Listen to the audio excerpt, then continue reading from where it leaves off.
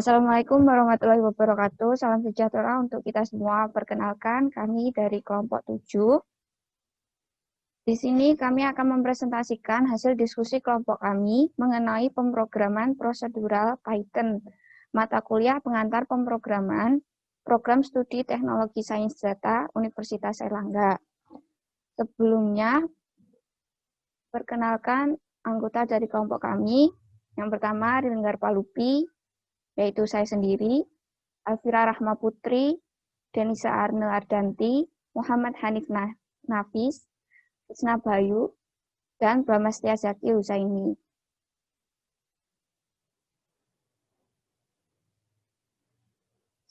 Selanjutnya, kami akan mulai presentasi dari kelompok kami. Kepada rekan yang bertugas, dipersilahkan.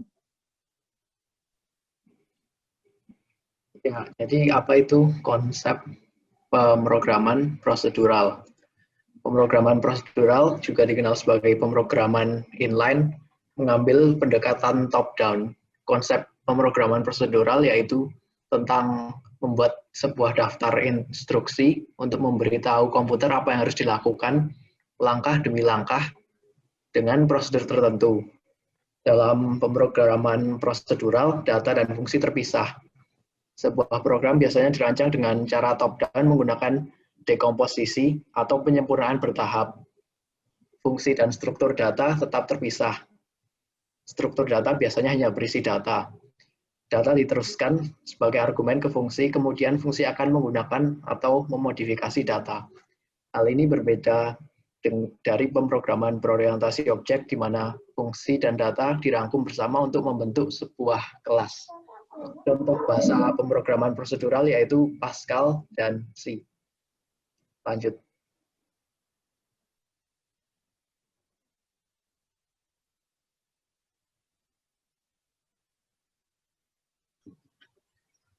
Untuk pemrograman prosedural sendiri, instruksinya harus urut sesuai langkah yang dari awal sampai akhir. Sedangkan object oriented programming harus dilakukan berdasarkan konsep objek. Pemrograman prosedural mempunyai pendekatan top-down, dan fungsi dan struktur data terpisah. Sedangkan OOP menggunakan kumpulan objek tertentu yang dapat menjalankan perintah tertentu sesuai pendekatannya. Fungsi dan data dirangkum berdasar untuk membentuk kelas. Ya, selanjutnya ada tipe data dasar pada Python. Jadi, pada Python itu ada beberapa tipe data yang dasar. Yang pertama adalah number atau angka. Number ini dibagi lagi menjadi 3 tipe. Yang pertama integer. Integer itu angka-angka bilangan bulat yang tidak mengandung pecahan dan desimal.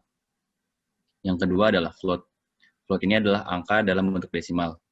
Jika di integer dioperasikan secara aritmatika dengan float, maka hasilnya akan berbentuk float. Yang ketiga ada kompleks number atau bilangan kompleks.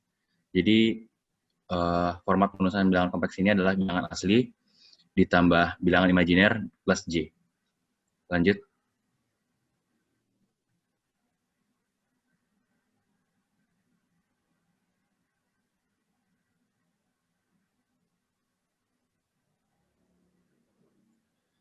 Tipe yang kedua adalah string. Tipe data ini adalah tipe data yang paling umum digunakan. String itu dapat dibuat dengan tanda kutip 1 maupun tanda kutip 2. Keduanya sama saja. String ini banyak hal yang dapat dilakukan kepadanya, yaitu contohnya ditempel atau ditambahkan, lalu diduplikasi, dan juga dapat di-slicing. Di slide ada contoh-contohnya. Lanjut.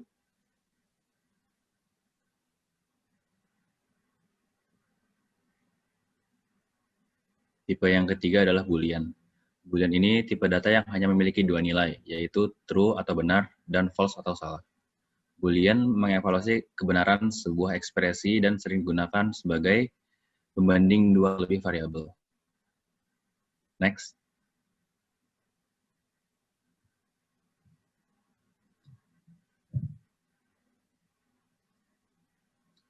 Tipe yang keempat adalah list. List adalah kumpulan beberapa objek berurutan yang dipisahkan oleh tanda koma dan berada dalam tanda kurung kotak. Objek yang berada dalam list tidak harus memiliki tipe data yang sama. Jadi mereka bisa berupa boolean, bisa juga berupa string, dan juga number. List dapat di-slicing dan dapat dimodifikasi nilainya. Lanjut.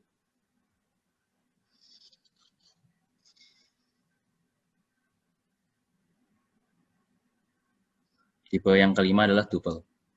Tuple ini memiliki karakteristik yang mirip dengan list. Perbedaan antara tuple dan list hanyalah kalau list dapat dimodifikasi isinya, sementara tuple tidak dapat dimodifikasi, sehingga tidak dapat diubah. Next.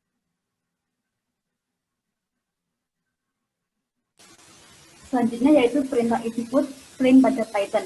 Hal mendasar dari sebuah program yaitu jika mampu memperoleh data yang dimasukkan oleh user dan menampilkan kembali kepada user. Di dunia programming ini disebut dengan input dan output.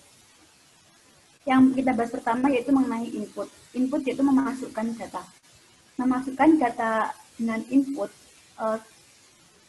kita bisa menetapkan nilai suatu variabel di awal pembuatan program. Nah, ini tidak akan membuat berubah.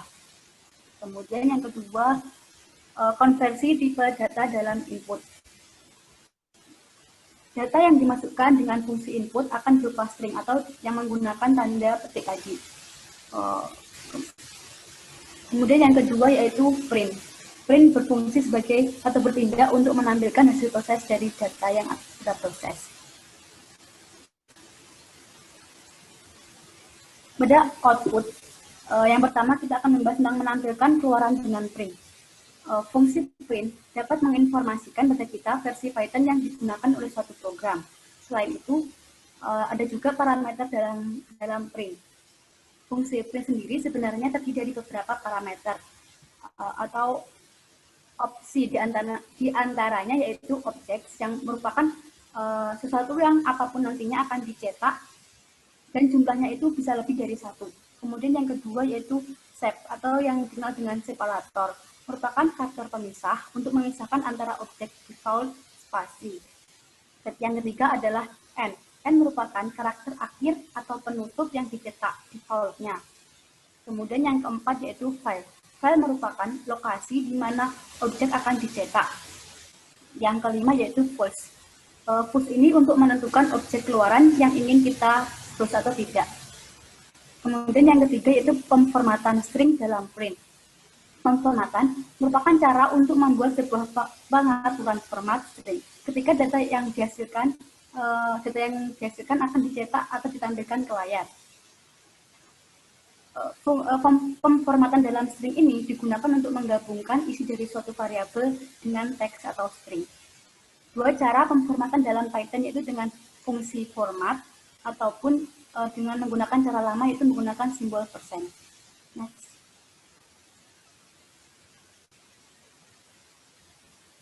Ini merupakan contoh input di dalam Python. Nah, kemudian di situ terdapat print dengan pemformatan.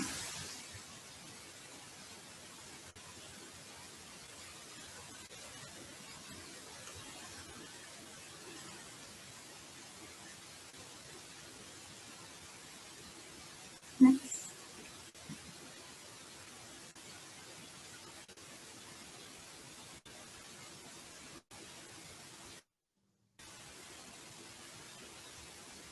Nah, fungsi input itu digunakan dalam bentuk string. Namun apabila digunakan dalam memasukkan bilangan, itu harus diawali dengan integer, kemudian buka kurung input, buka kurung baru stringnya tadi. Seperti itu. Next. Ya, selanjutnya adalah operator-operator dalam Python. Nah, operator-operator dalam Python ini terdiri atas kurang lebih ada 7 operator, yakni diantaranya adalah yang pertama, operator aritmatika atau arithmetic operator. Nah, ini sebenarnya adalah basic atau dasar dari operator-operator selanjutnya. Nah, yang pertama adalah simbol plus, yakni berfungsi seperti penjumlahan, simbol minus pengurangan, simbol bintang perkalian, simbol garis miring pembagian, simbol persen, modulus atau sisa hasil bagi. Nah, ini mungkin yang baru untuk kita adalah persen atau modulus sisa hasil bagi. Nah, contohnya di sini adalah 15 modulus 2. Nah, pembagian di sini 15 dibagi dengan 2 itu menghasilkan sisa hasil bagi, yakni 1. Lalu simbol bintang 2 kali, yakni yang berarti pangkat. 9 pangkat 2 sama dengan 81. Lalu simbol garis miring 2 kali, yakni pembagian bulat dengan menghilangkan angka di belakang koma. Contohnya di sini adalah 4 garis miring 3 yang hasilnya adalah 1,333 sekian. Nah, di sini kita menghilangkan angka yang berada di belakang koma. Lalu yang kedua adalah comparison operator atau operator perbandingan. Yakni di sini adalah ada sama dengan, yang berarti bahwa di sini kedua nilai itu memiliki nilai yang sama, yakni 10 sama dengan 10 bernilai true. Artinya 10 itu bernilai juga sama dengan 10, sama nilainya. Lalu yang kedua adalah tidak sama dengan, yang disimbolkan dengan simbol tanda seru dan sama dengan, lalu panah ke kiri dan panah ke kanan. Itu artinya adalah 10 tidak sama dengan 10 bernilai salah, karena 10 itu nilainya sama dengan 10. Lalu yang selanjutnya adalah lebih besar dari dengan tanda panah ke kanan, lebih kecil dari dengan tanda panah ke kiri, lebih besar sama dengan tanda lebih besar sama dengan, dan yang terakhir adalah lebih kecil atau sama dengan. Nah, contohnya adalah di situ 3 lebih besar daripada 6 bernilai false atau salah karena 3 itu kurang dari 6.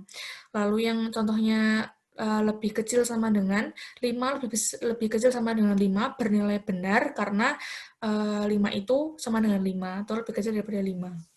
Next.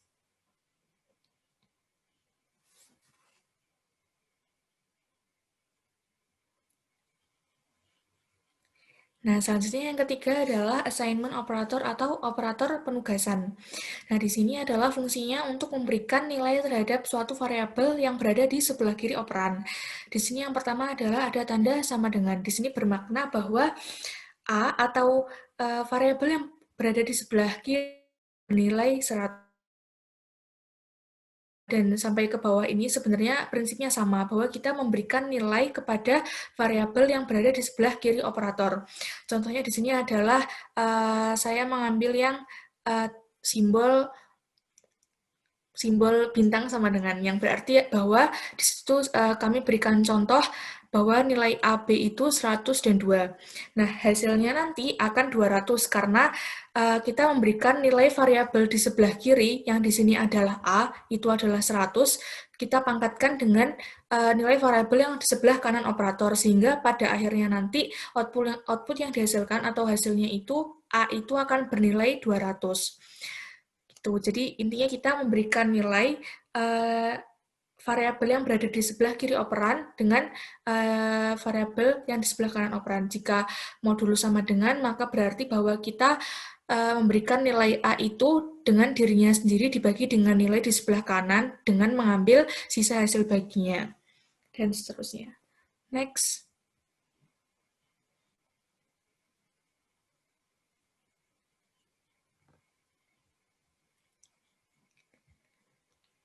Lalu, yang keempat adalah logical operator atau operator logika. Di sini pada prinsipnya ada 3, yaitu AND, OR, dan NOT. Nah, AND ini pada prinsipnya adalah seperti kita mau makan seperti perkalian. Jika true itu adalah 1 dan false adalah 0. Dan akan bernilai true ketika true itu bertemu dengan true. Itu adalah AND. Lalu selanjutnya adalah OR, akan bernilai false ketika false itu bertemu dengan false. Lalu not akan bernilai kebalikan, yakni true lawannya false, dan false lawannya adalah true. Di situ sesuai contoh yang sudah kami berikan. Contohnya saya ambil yang OR, ketika A dan B diberi nilai false dan true, nanti hasilnya akan bernilai true. Maka akan kita berikan perintah print A or B. Jadi kita pakai operator OR. Yang kelima adalah membership operator atau operator keanggotaan. Di sini kita berfungsi untuk memeriksa apakah nilai yang dicari itu ada atau tidak di dalam suatu list atau himpunan yang kita berikan. Di sini ada in atau not in. In berarti bahwa angka yang kita cari itu atau variabel yang nilai yang kita cari itu ada di suatu himpunan. Sedangkan not in adalah untuk mencari nilai yang dicari tidak ada dalam sebuah list. Next.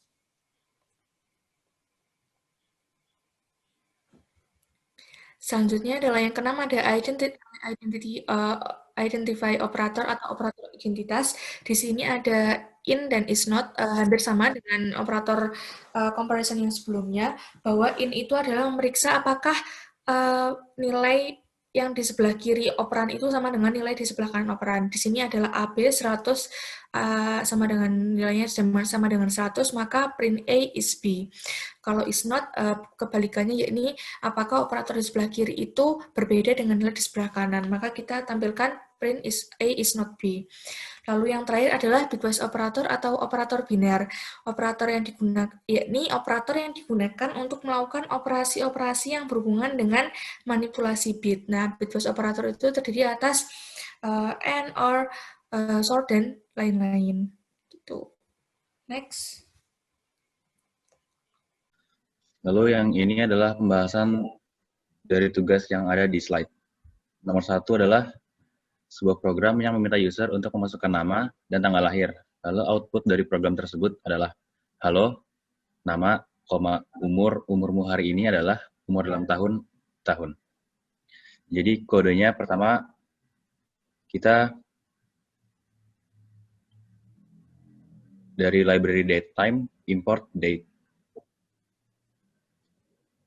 Lalu kita definisikan fungsi calculate age yang akan menghitung umur saat ini. Setelah itu kita beri variabel nama yang akan menginput nama.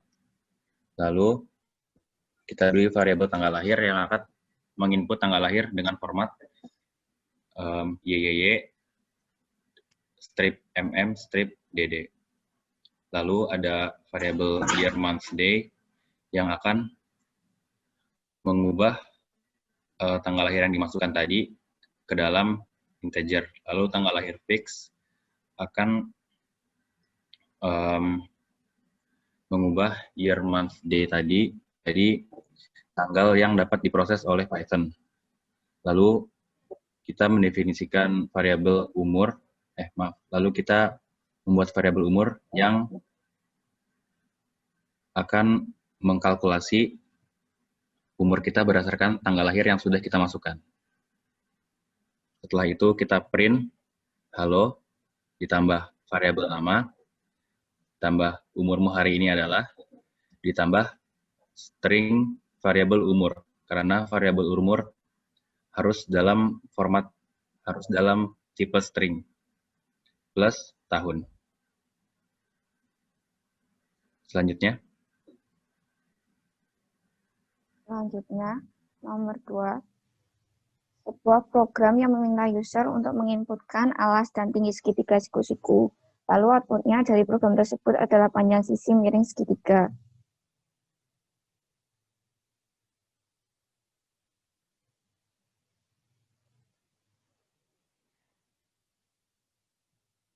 Sebelum kita memulai membuat program untuk mencari panjang sisi miring segitiga siku-siku, kita import match, lalu kita inputkan data-data yang dapat dimasukkan, seperti tinggi segitiga dan alas segitiga.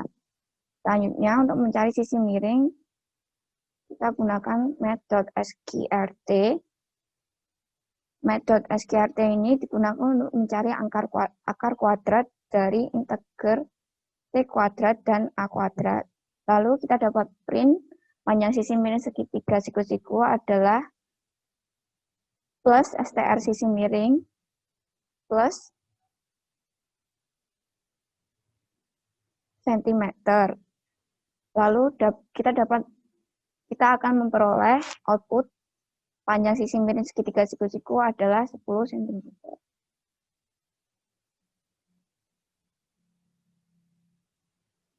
Selanjutnya, nomor 3. Sebuah program yang meminta user untuk memasukkan harga barang, lalu output dari program tersebut adalah harga akhir barang yang telah dipotong diskon 30%. Di sini kita menggunakan def yang digunakan, kata kunci def yang digunakan untuk membuat atau mendefinisikan fungsi pada Python. Apply discount di sini merupakan fungsi yang diinginkan. Sedangkan dalam kurung produk, diskon ini merupakan parameter dari apply discount tersebut. Lalu kita masukkan harga, price, integer, produk, price. Selanjutnya ada assert 0. Di sini assert merupakan fungsi untuk menegaskan bahwa diskon tidak boleh kurang dari 0 dan tidak boleh lebih besar dari harga barang tersebut. Dan ini merupakan contoh dari diskon tersebut. Di sini yang pertama kita menggunakan diskon yang 30%. Selanjutnya kita menggunakan barang yang menggunakan diskon 50%. Di sini menunjukkan bahwa kode di sini tidak hanya untuk diskon yang tidak hanya untuk diskon yang 30% saja, tapi dapat digunakan untuk diskon yang 50%. Maksud saya bisa digunakan untuk diskon berapapun. Terakhir, ini merupakan sumber-sumber kami dalam berdiskusi. Sekian dari kelompok kami. Kurang lebih mohon maaf, semoga bermanfaat juga untuk teman-teman yang nantinya menonton video kami. Wassalamualaikum warahmatullahi wabarakatuh.